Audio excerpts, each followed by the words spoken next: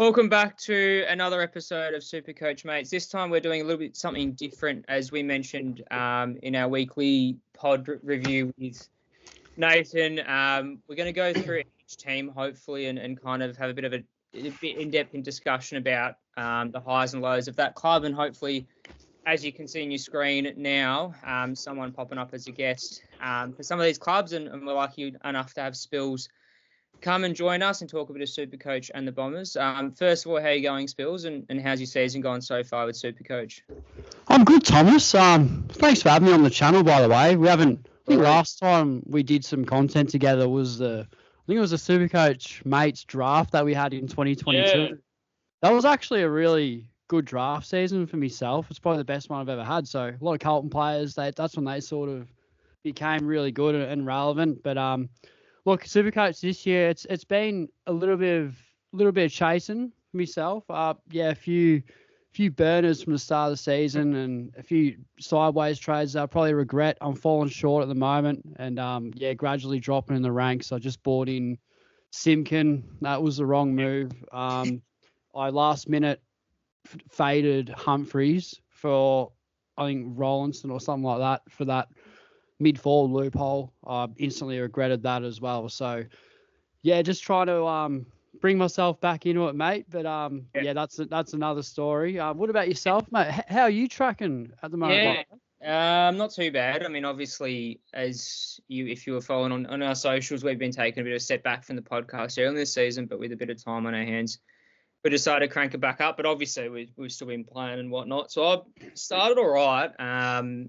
Last couple seasons, I've probably been around that 3 to 4K rank mark, just falling apart a little bit towards the back end. But this season started pretty strongly. I mean, started averagely, then really got going in the first half of the season. I think before the bye rounds, I was just outside the top 1K, just like 11 spots out the top K, and I was like, sweet, get going inside the buys. And I think 2 out of the 3 buy rounds or 2 out of the 4 buy rounds really suffered, not necessarily from trades or bad decisions. It was more the case that I had premiums that weren't firing and missed out on the premiums that weren't gangbusters, which was frustrating. So I think I'm sitting at around 2.7K at the moment with a full premium side. But I mean, premium's a loose term nowadays. I think a lot of players are classified as premium but still scoring sub-tons. I think there's a lot of fake primos. Yeah, mate. Exactly right. A lot of fake, a lot of Rouse, a lot of Martins, Simpkin in my case, even Kerno, mate. I mean, there's just been some absolute stinkers. So I had a really good patch there throughout the buys. I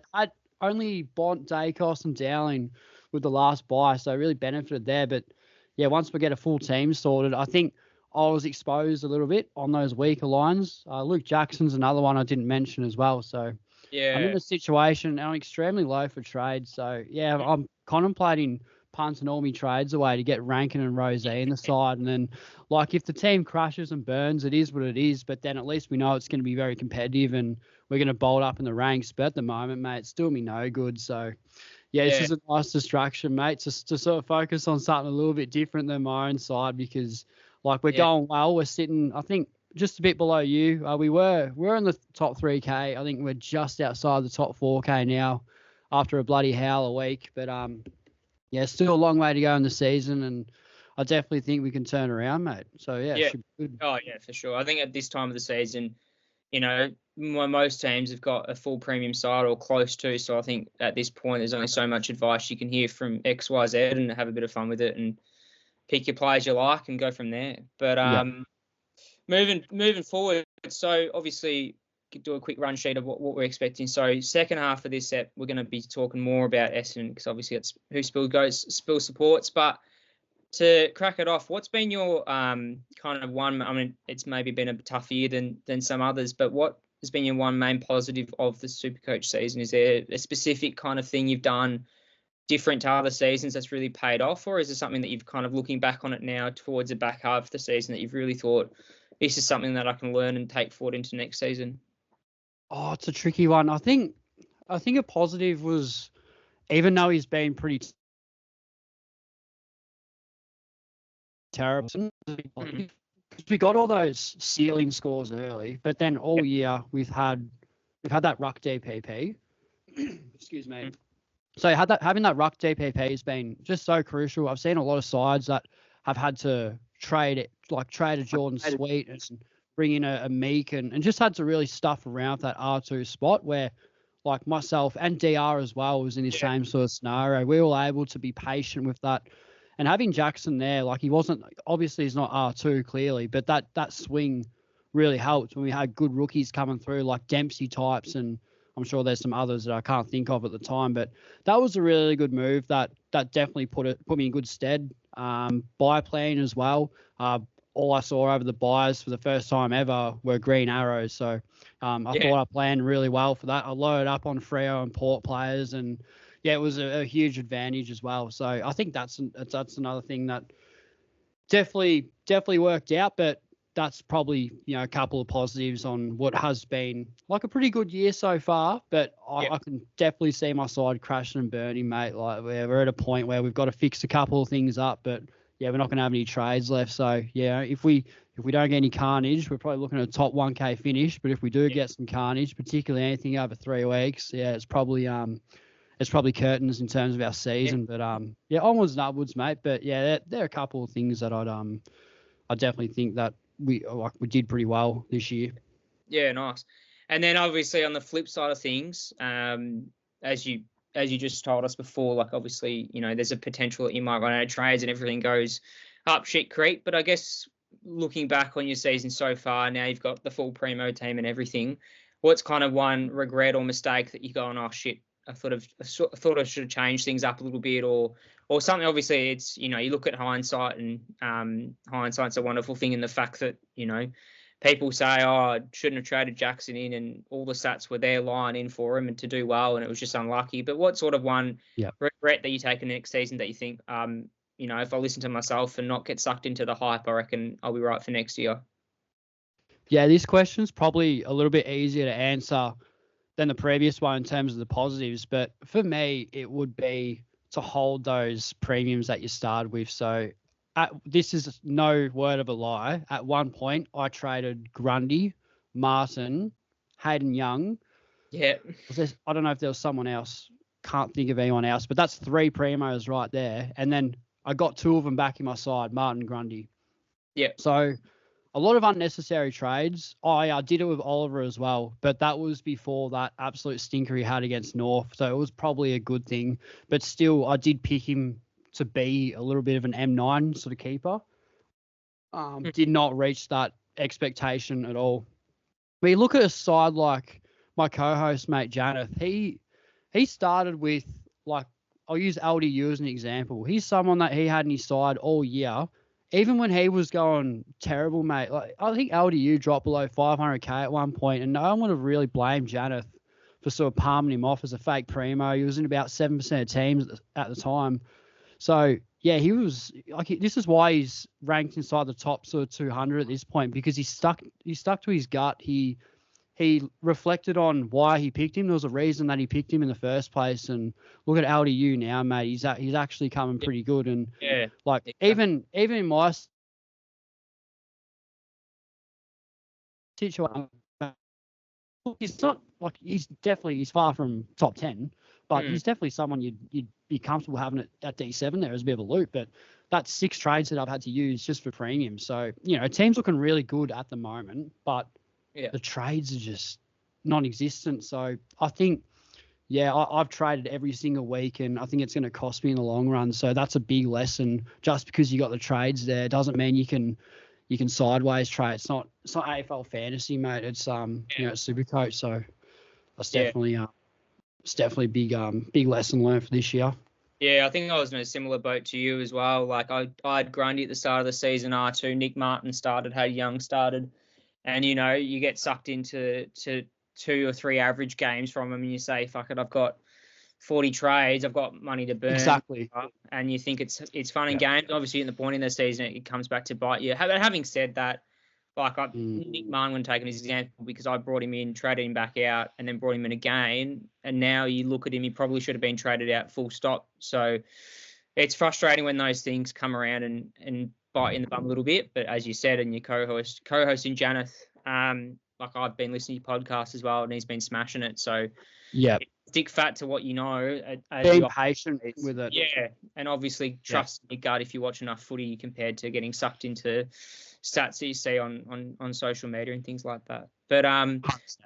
I guess moving on to the final point before we pivot to kind of more footy talk, but trade targets, not just this week, but moving forward, obviously, as I said beforehand, with most people finishing off their sides pretty quickly at the moment. Who are some kind of, unique players you think, if you kind of taken that risk and you and me kind of in that kind of anywhere between the 2K to 5K range where you really say this is the time to go, who are some kind of trade targets that you think are not highly owned and ones that can really kind of bump you up in the last kind of 9 weeks or so?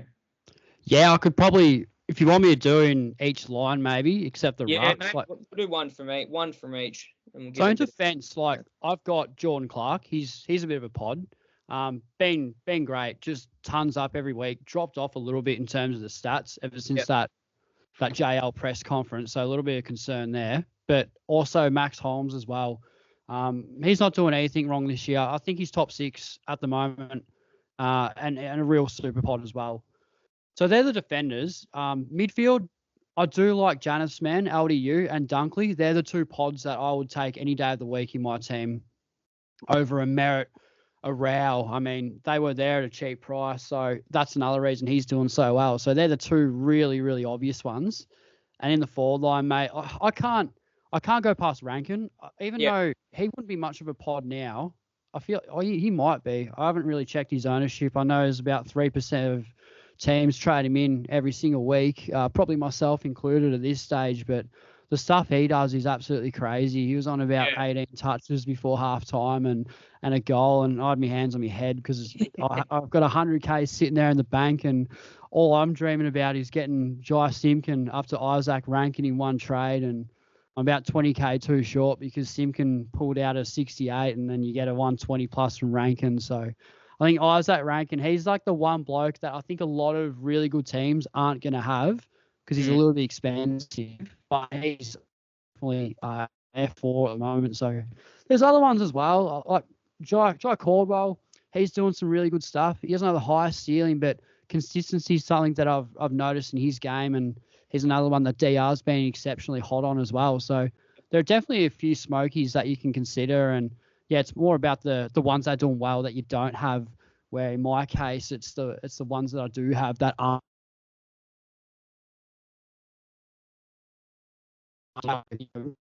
guys that have, Jackson, Martin, Rao and Green, like all these guys who have been pretty underdone this season, like all 4 or 5 of them in the same team, it does cost you. So they're probably the standouts, mate. Like there'd be others, but just straight off the bat, they're the first sort of blokes that come to mind.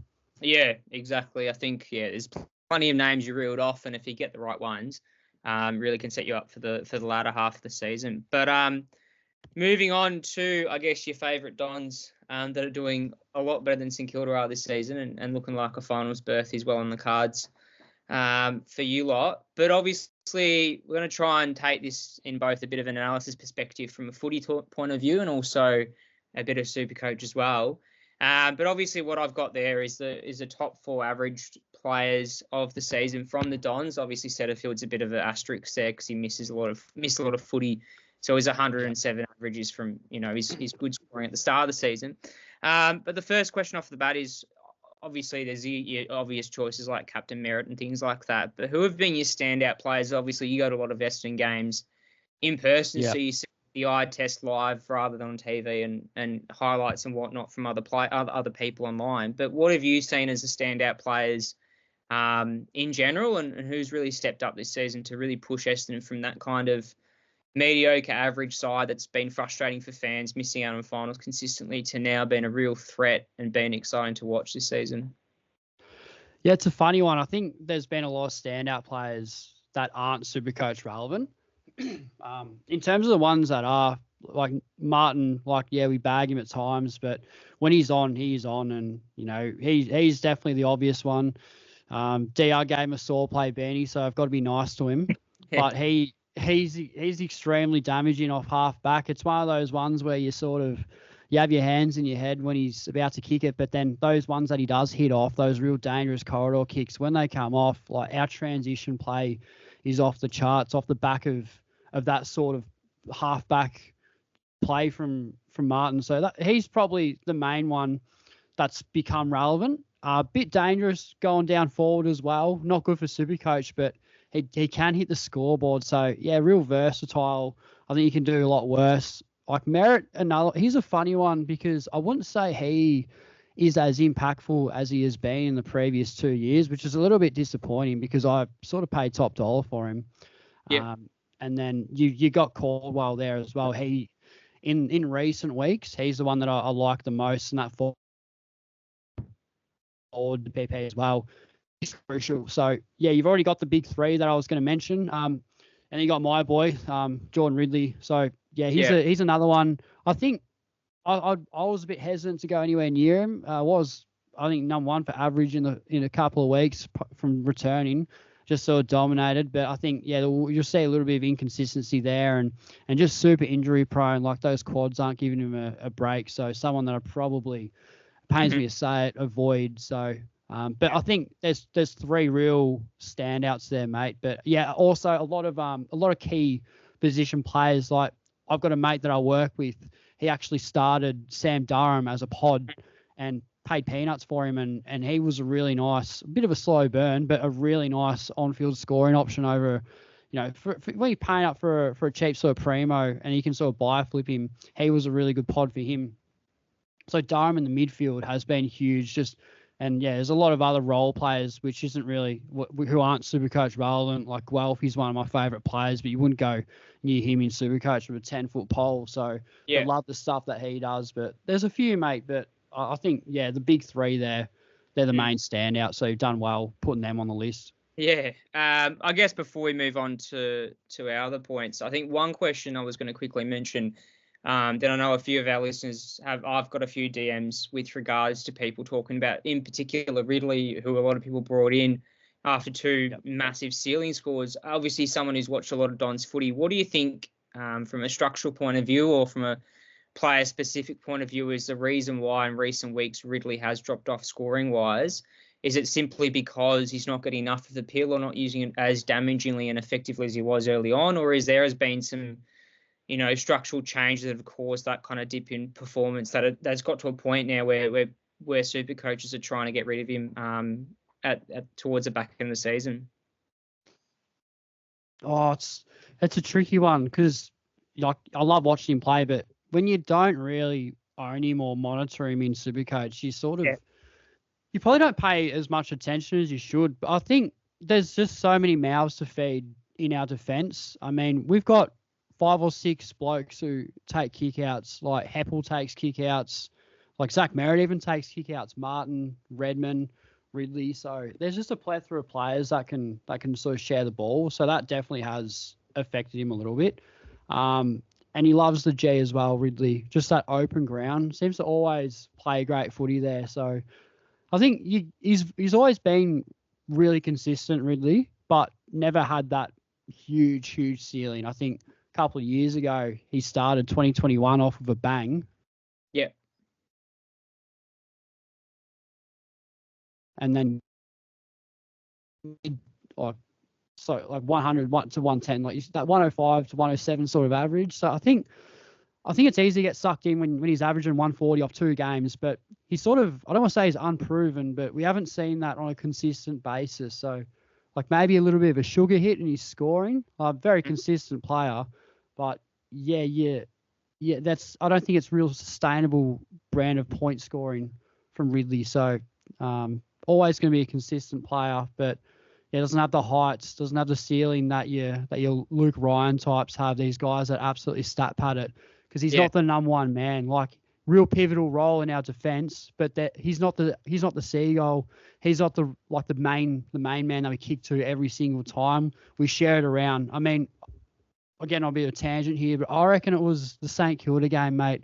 There was, I think the top, I can't remember the exact stat, but I reckon like five defenders were like top 10 scorers from Essendon, like in Heppel, Redmond, Martin. Like think they all Yeah. get around a lot. So I think Ridley's sort of like not really benefiting from that, if that makes sense, mate. Yeah, I mean, exactly right. You just have to look at McGovern, who plays a similar role in the Eagles, and he has a monopoly on basically everything down there. So there's a clear difference. Exactly right. And get the ball out of D50 compared to how West Coast does, and I guess that shows in how well Essendon are going, because there's different ways that the ball's getting fed into their midfield. But I guess moving forward to something that obviously every fan dreams of is winning a premiership. Obviously, I'm talking from a St Kilda's perspective that I don't think it's going to happen for us this year anytime soon. But Essendon obviously are in the hunt. But obviously, if it doesn't happen this year, what is something that you've seen on the field that might need tinkering moving forward, that something that might not be sustainable this year, or something that needs to shift or change game plan wise that you think can really push Essendon up in to that next, consistent top 4 performances, things like that? What are your thoughts on that? Oh, I just think they need to just be a bit more consistent. You get the hot starts, you get the hot finishes, but then when the going is tough, I think momentum gets the better of them. And when sides come back, like, they go into their shells and they're second to the ball, and it's a bloody hard watch. I mean, that third quarter on Saturday night against Geelong, I don't know what it was, mate. I think within the first 2 minutes of that quarter, I just knew we were going to lose it, which was really frustrating. And yeah, the free kick count was pretty absurd, but like, you take that away, we still lose. I mean, when we're really good and we compete, we're great. But it's a 4-quarter performance, and just think we lack that sort of consistency. But we definitely improved. Like, our transitioning is much better than it was last year when we couldn't transition at all. So I just hope that we can keep it consistent. And another thing that worries me is that all of our wins have been, like, even the wins that we've had from sides in the top 8 have been when they were going pretty bad. Like, look at Hawthorn at the moment, absolutely dominating. But we had them round 1 when they were vulnerable, absolutely not smashed them. It was a comprehensive win. But I'll tell you what, Tommy, if we played them now, there's no way we're getting the dubs. Same with the Western Bulldogs. We had them when they were under fire with Luke Beveridge. We smoked them. I don't think we'd beat them now. And then GWS as well. They were struggling like when we had them, but I reckon we had them round 1.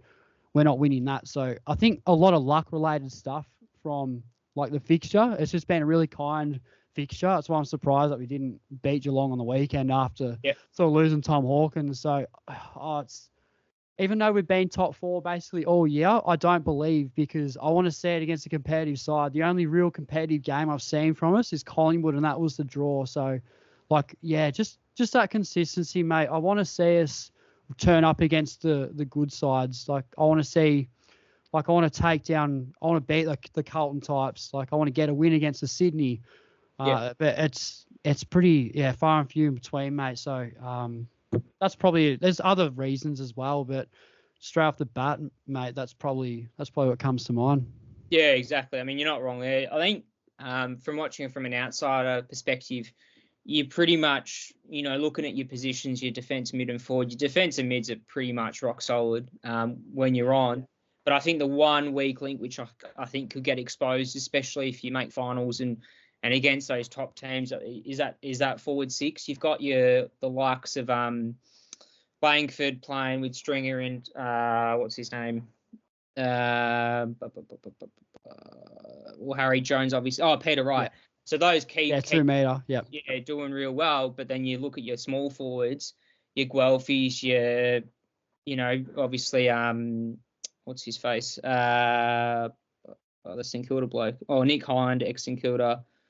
Hindy's Hind and Gresham. If those guys can really set a light and bring that kind of manic pressure as a small forward brigade, I think that's probably the one thing that you're missing to really push into a real top 4 forward line. Because you look at the best teams, look at Collingwood, they basically played with one key forward in my check, and the rest were small forwards, and you see how manic pressure they bring. So I think a lot of the teams that struggle, and I'm using St Kilda as a key example here because I know how bad our forward connection is at the moment. It's just because there's no connection between those talls and smalls, and if teams can get that right, it shows how damaging they can be on the scoreboard, which is, essentially how to win games. Yep. Well said, mate.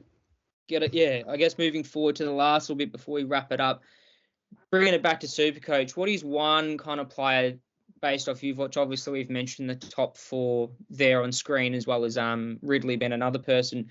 But what's one player that you've seen that should be on everyone's watch list going into 2025? Is there one player that you think is in that kind of bracket where he's probably averaging around 80 to 90 and can really step it up and crack into the top, 10 to 12 in their line if they can really crack into that top 100 average?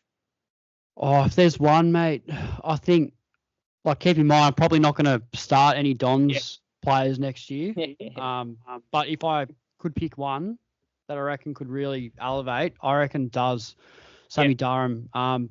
He's another preseason away, maybe 2 preseasons away from turning into I want to say poor man's Christian Petrarca, but he just looks unbelievable. I mean, he's got that much grunt. He's a bull. First season really playing just flat out inside mid, and he does it so well.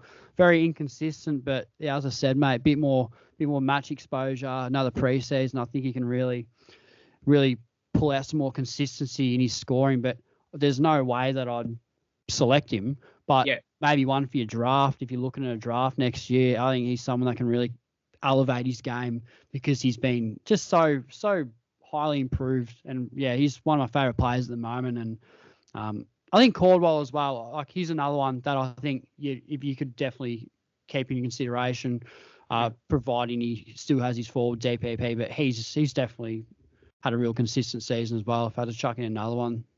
Yeah, nice. I think Does is a really good one. He's watching him live. I've been to a couple of Dons games as well, just as a neutral supporter and watching him on TV. He definitely, reminds me a lot of, again, linking it back to St Kilda because that's obviously who I watch, but Brendan Goddard comes to mind with regards to how he plays. He's almost awkward height midfielder who is a defensive mid as well, can tag, but also he pushes forward and scores, which is what Goddard used to do, obviously both for Essendon and St Kilda. But really is one that is a mismatch, obviously, for opposition midfielders, because you look at Merritt and things like that. They're the small, bullocky midfielders who sometimes get vulnerable to tags, but someone like Does is that awkward height where he can cause a bit of problems, like your Petrarcas, like your Bontempellis, where if they get on a hot streak, they can really damage opposition teams for sure. Yep. No, 100%. Yeah, but before we wrap it up, what's kind of one little bit of advice that obviously you've learned from years of playing SuperCoach and obviously interactions with other creators like your DRs and Janeth in your SuperCoach or Play Pod? What's one kind of advice that I think you could either give to experienced SuperCoaches who need a bit of a reminder sometimes, or new people who are either first year playing the game or next year, even those who are wanting to play more consistently or more seriously? What's one bit of advice you got for them? Well, that point that I made earlier about holding your primos, there's that. But if I had to chuck another one in there, it'd be, steer. It's a hard pill to swallow because it probably hurts a few, but steer clear of the unproven. Even though the price is good, you haven't seen it. I mean, so Nick Martin, he's one that was definitely talked about the role, but we hadn't seen it before. So we're paying up for him as a keeper.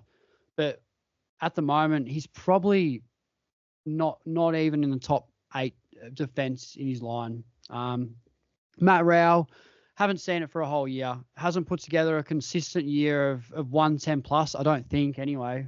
I'll be very surprised if he has. So he's another one. So there's just a lot of players where there's a bit of speculating whether they're going to be when you can just lock in your Sarong types, your Bontempellis, I think the real clean cut, simple sides, almost a guns and rookies approach would almost be better off because there's no grey area. You're paying for what you're going to get. You know they're going to be a keeper. Where that awkward 400k price tag for someone that you think could be a keeper, but maybe they're a fake primo. Too much speculating for me. And I was one that cut an LDU type for I can't remember at the time. Maybe I think it was Ollie Wines. So yeah, Wines is another one. So he's been a consistent premium in the past, but he's had to average high 30s to make it happen because he butchers it so much. I mean, so there's been others as well, but yeah, even Tom Green, he's an absolute gun, mate. But we haven't seen him consistently, like he's always had that flaw. There's just been no real consistency. He's got those 150s in him, which are great. And he does get on a run where he averages 130, 140 for 4 weeks, but then he'll get tagged or he'll come out and you'll score a 70, which is really frustrating. So there's a lot of class sort of Rolls Royce type players that wouldn't really do that. And I think, when you're paying up like low 500K for that type of player who you think could elevate their game to top 8, I think I'd be more comfortable just playing it really safe, locking in Butters, Sarong, Bont, Dacos, and then getting those guys at an appropriate price rather than messing up my preseason structure to start them, because I did that. And it's, as I alluded at the start of the podcast, mate, you sideways trading Hayden Young, another one. Here's another one. So you had that midfield role. We haven't seen a whole year in the midfield from Hayden Young. So what gives us the real confidence to lock that in and be good enough as a top 6 defender? He's been great, but average-wise, he's been as far from top 6 as you can imagine. So just those sort of players, I think next year when they come out in the preseason articles, I want to get a little bit of a glance of how they go. And then when they do have those sort of floor games, that's where I can go, okay, I think they could possibly be a nice trading target at an appropriate price. But yeah, I think guns and rookies is probably the way I'd go next year. Because that awkward discount premium strategy didn't work for me because they just turned into fake primos. So that's a bit of a tangent as well. But yeah, Tommy, I think you just got to be a little bit more conservative with your starting team. And my side's just livid with fake primos, and it is frustrating. And so that's something that I think about all the time. And I wish I'd been more like Janeth and just locked in players with confidence, knowing that I was paying for what I was going to get. So that's probably the main one, mate. 100%. I think you nailed it perfectly on the head. You hear time and time again, preseason articles, other creators saying, look, this might be the year that we go mid-price madness and things like that to really spice up your team. And obviously, you only get a small sample size in the preseason games, and your team might look real nice come round 1 because you've got a lot of mid-price players. But as you said, come season's end, they slow down. Your Rolls Royces of your Merritts, Sarongs, all those who are proven really step up for the 22 games. But also looking at it from a footy perspective, obviously you play football yourself. I've played footy myself as well. And you look at guys like Young and Martin who are new to the role as well. It takes time to get used to a role. And exactly right. Yep. Yeah. Especially for those in the midfield, like Young, he's a young player as well. He's new to that kind of tagging defensive role. The body's going to break down at some point with regards to not necessarily injury, but also fatigue as well. So playing 22 games as a pure midfielder, you just got to have a look at the guys like your Sarongs who've done it for a while now and really trained in that position. It takes time to get used to something. Like you look at, again, St Kilda, like Caminiti on the weekend played full back and he looked very raw, but you can tell that there's something there and it's going to take a while. So you can't expect scores like 120 pluses in a midfield position consistently for a player who's just stepped into that new position, which is something to really reconsider next season. And I think we do that a lot in SuperCoach too. Like we just think, oh, he's got the role, like he's a lock. I think if you talk about ifs and buts, but if I had paid an extra 30K from Hayden Young to Dan Houston as a starting pick, I think that would have been the most valuable 30K in a starting team ever, because you say like 30K is the speculation. So you're saving 30K for, is Young going to be the next, is he going to finish, is he going to pick up where he left off in 2023, coming in 2024? Or you're just going to go, I'll lock into Houston at 580K, 590K. He's got the runs on the board. He's top 6. So I think that's one of many, many examples where saving that little bit of money it isn't always the best. I mean, I'd much rather pay up knowing what I'm going to get week in, week out, and then target the speculative ones when they're at a decent price, as I guess alluded to before. But yeah, that's a really pivotal one, mate, because you just think if I don't do that, I don't have to sideways trade 4 premiums across the year. I've got a completed side now with, let's say, 6 or 7 trades because I knew better. But now I've got a completed side with 2 trades left, and then like Jackson, Simpkin, Rao, Martin. There's others as well, but bloody horror show because I think I stuffed around too much with those fake primos. Oliver as well. So that's number one, mate. By length of the Flemington Straight, that's the number one lesson. And then if you are going to pick them as well, and they do burn, hold them. Like, don't sideways trade them because, like, you've made your bed, you can lay in it now. Like, there's no value using it. I've had to boost. I used all my boosts to sideways trade premiums, and it caught up with me. So yeah, they're the two really key bits of advice I'd give to any coach, really, that was smart enough and wants to be in the sort of top 1K, which I'm not because of that. So upon reflection, that's definitely the main one. Oh, 100%. I guess before we wrap it up, just quickly, is there, I have a feeling I know you're going to say, just moving on, we're going to try and get other content creators on who are following different teams, just to obviously talk a little bit of SuperCoach and recaps, but obviously a lot of it's going to be quite repetitive because a lot of reflections are similar when it comes to the end of the season. But is there anyone that you can think of that would be nice to come on as a different club, or someone would be keen to come on? So before I answer, are you doing this in like an alphabetical order? So you've already done, or is it just a randomized?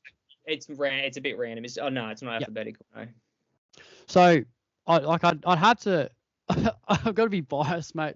I've got to go to the Saw Play boys. No one knows more about Brisbane than DR. He's old Fitzroy supporter, been there since day dot, and like he just lives and breathes SuperCoach, and always great company. We all know DR and the man he is. And if you're looking for, like I can only really give you my opinion, but in terms of when you put when the going gets a bit tough and the stats come on me, I get a bit sort of like, I'm not really sure. Would he average? If you want stats, go to Janeth, mate. He's a human calculator. He's got break evens tattooed in the back of his brain. He's unbelievable. So if you want to really break down players, he loves it. That's why we got him on the podcast. Not only does he sort of pull DR and I aside a little bit from all the tangents that we go on, but he provides a lot of professionalism for the podcast. And I think a lot of our clicks have a lot to do with that, because you get that, like you get that insight. A lot of people would pay good money for that insight, and I think Janeth prides himself on, like, he's got the third man up and all of his data is completely free on Twitter. So make sure you give him a follow as well. May as well plug him. But like those two, just real big super coaches. They're both far ahead of me in the ranks. So that says a lot. And then your OGs as well. Like George is always great company.